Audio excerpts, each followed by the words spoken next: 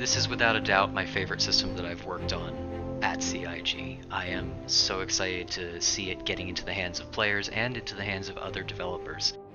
We felt that because this is such a crucial part of our game, that our reputation system had to be much more evolved than that of a traditional MMO. I love working on these systems that allow other systems to even happen. This is where I feel like the game that we've been talking about from a reputation and from an immersiveness level can start to happen.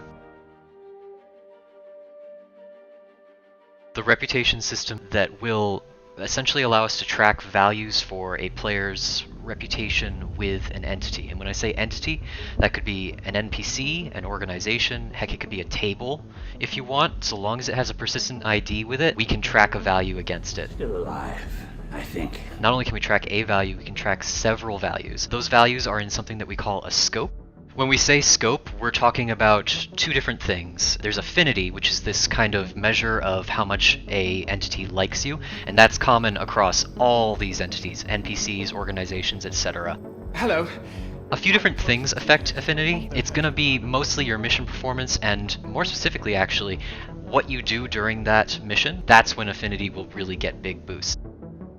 It is also worth noting that we can affect affinity through just your everyday action. For organizations, affinity is a little bit different in that it kind of represents the amalgamated opinion of that organization and its members towards you. It's going to control a lot of things like whether or not they want to attack you or help you, for instance.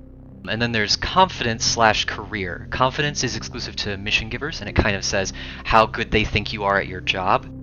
Career is how an organization might be tracking that same value, how good you are at your job. The difference with an organization is that they can have several career scopes.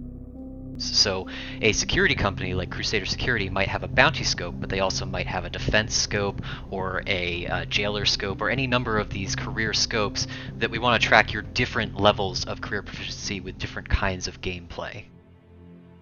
Within scopes, we have this concept of standings. These are the ranks that you move through from negative whatever to positive whatever, and we can tell when we assess you either through the missions or the mission givers or NPCs or however they are looking at you, what standing you are at.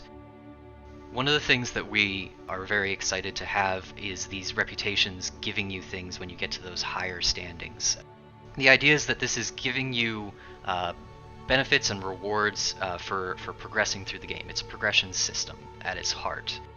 The other thing that I'm really excited about with this coming out is the concept of allowing for group building and community building with this by allowing you to bring something unique to your group of friends table. You might have a reputation with a certain organization at a high level that your other friends don't, and you've maybe done a little bit of extra work to maintain that, get that up there, etc. And as a result, you're able to bring in something cool like a mission that normally they wouldn't be able to do. Plus, everybody likes bragging rights. We all know that you're going to be putting up screenshots on the subreddit or whatever saying, look at all these reputations I have at max, look at what I'm able to maintain, all that. We're darn excited about how that's going to play out potentially.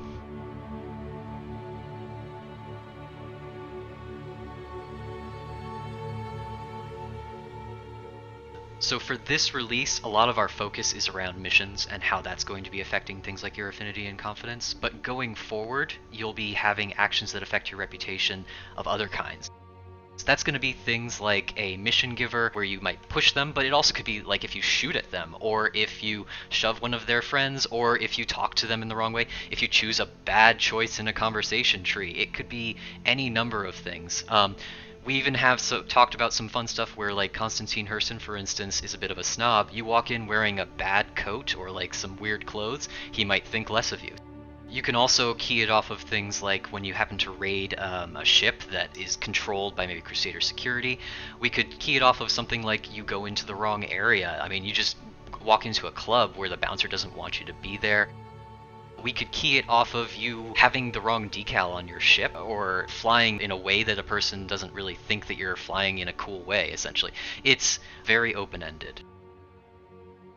One of the things that we're really looking forward to is giving flavor to organizations by essentially playing with what they like and don't like. So there might be an organization that really likes it when you go around PvPing and killing other players. There might be organizations that frown on that a little bit. There might be organizations that really, really like it when you do piracy or smuggling or illegal acts, and there might also be some that aren't so okay with that. And that feel is going to allow us to bring a lot of the lore that up until now has existed on a website into the game so that you guys can actually experience it and get to know these people in the universe. And all that brings me to the topic of drift. Drift is the concept that over time your reputation might move up or down based on the mission giver organization essentially moving towards neutral with you. Now, before you all get your torches and pitchforks out, the concept here isn't to enforce a horrifying grind or anything like that. We do want to reward you for gameplay that you already want to do on your own.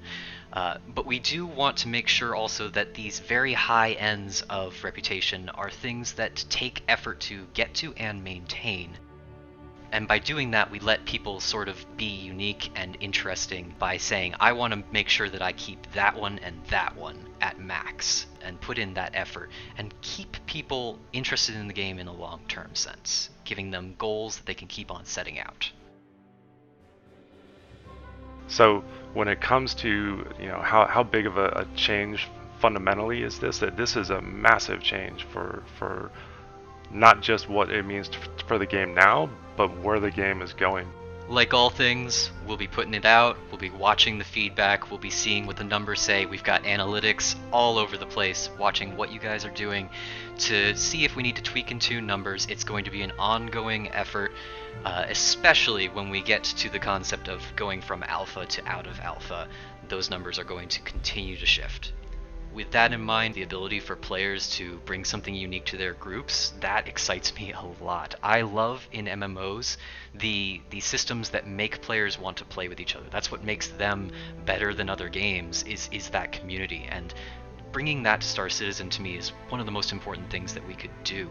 Making sure that it builds a strong community, that's what's going to bring people back to Star Citizen over and over and over.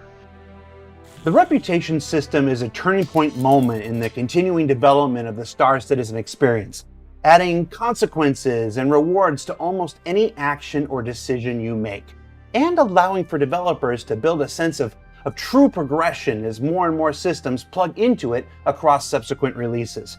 And speaking of releases, Alpha 3.13 is right around the corner, so let's take a look at some of the new additions coming to the Persistent Universe when it arrives in the patch report. First up, we gotta start with the reputation system we just explored, which looks to enhance every feature before it by adding progression and rewards while serving as the ground floor for nearly every feature to come, ready to plug in and add advancement and goodies galore to each new aspect as they come online. In addition to the reputation system, Alpha 3.13 brings with it several expansions and revisions to existing assets and locations, beginning with our new drive-in and sinkhole entrances for cave systems, providing new opportunities to explore with ground vehicles and spacecraft alike. New asteroids created with our refined process for more variety and less potatoey, and the same great danger of crashing into.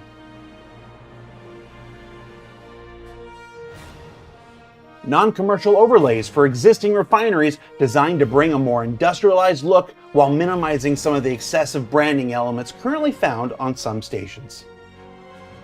As well as a wrap-up to the polished revisions of every planet and moon in the Stanton system, work that began several quarters ago, improving the overall look and feel of everything from Aberdeen to Yela. There's also new mission types scattered throughout Stanton, including quantum-sensitive and timed multi-drop deliveries similar to those first introduced during our Xenothreat event.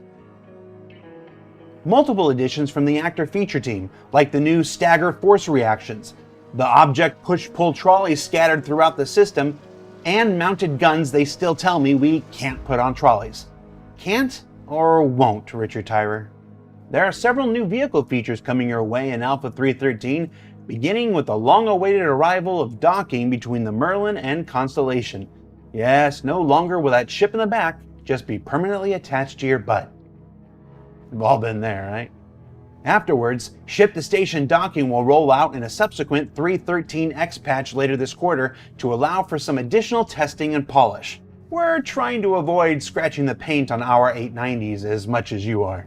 Speaking of which, The first version of Wear and Dirt is coming with the new Vehicle Visual Degradation system, not only adding our first systemic use of the system, but allowing players to finally wash some of their spaceships when they go for repairs. Mining ships are getting another layer of customizability with the addition of mining laser subcomponents, allowing players to customize their laser experience to a greater degree than with consumables alone. Owners of the 600i, 890 Jump, Hammerhead, Reclaimer, Mercury Star Runner, and Anvil Carrack will now be able to display their unique ship names for all to see in Alpha 3.13, while the feature is expected to roll out to additional ships in subsequent patches. The long-awaited SDF shields, first introduced with the NPC Idris and Javelin earlier this quarter, now expand to all ships in the Star Citizen universe, plugging up shield holes and providing new visual experiences that not only look better, but can help with gauging your attack effectiveness as well. And finally, in vehicle content, we've got the new Cyclone MT variant scheduled to arrive with Alpha 3.13, as well as fan favorites the Tumbril Nova and Hercules Starlifter in subsequent 3.13x patches later this quarter. So what did we learn this week? Well, we learned that the Reputation system is the next major new addition to the Star Citizen experience, that it aims to add a real sense of progression and genuine impact for your efforts in the persistent universe, and that every move you make, every bond you break, every step you take, it'll be watching you. The lawyer said I couldn't sing it. Keep an eye out for Alpha 3.13 progress to find out when it moves from PTU to the live environment, as well as a new merchandise promotion that's starting soon, so save up for that. It includes a brand new Star Citizen shirt that's 100% pre-shrunk cotton, and as a person whose wardrobe is almost exclusively Star Citizen shirts at this point, this is easily the most comfortable one we've made yet. For Inside Star Citizen, I'm Jared Huckaby. We'll see you all next week.